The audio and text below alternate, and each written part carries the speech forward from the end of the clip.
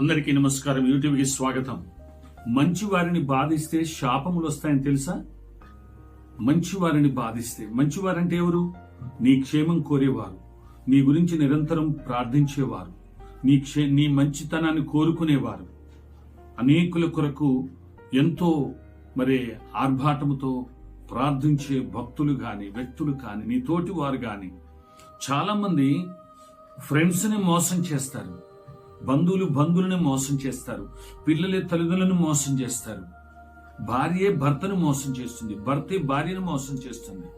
నేను ఇంతగా ప్రేమించి నిన్ను చేసుకొని నీ కొరకు ఇంత శ్రమ పడుతున్న నీ భర్తను నువ్వు మోసం చేసి నువ్వు చేస్తున్న చర్యలను బట్టి నీకు అది శాపం కాదా? కాబట్టి మంచి వారిని బాధిస్తే శాపగ్రస్తులవుతారు. జాగ్రత్త. మంచి వారిని బాధిస్తే శాపగ్రస్తులవుతారు. ఓ ఇద్దరు వ్యక్తులు కొట్లాడి, ఒక వ్యక్తి మరో ప్రత్యర్థి వ్యక్తి యొక్క పశువుల దొడ్డిని కాల్చాడట. కాల్చి అందులో ఉన్న పశువులన్నీ చనిపోయాయి.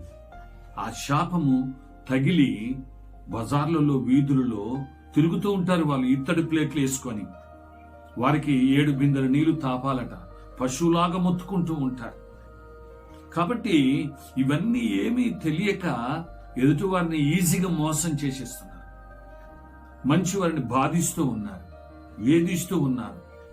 ఎంత భయంకరమైన పరిస్థితి.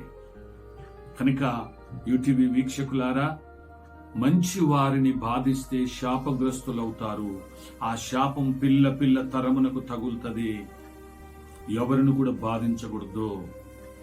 నిన్ను వల్ల నీ పొరుగు వారిని ప్రేమించాలి అనేటువంటి సూక్తిని పాటించు.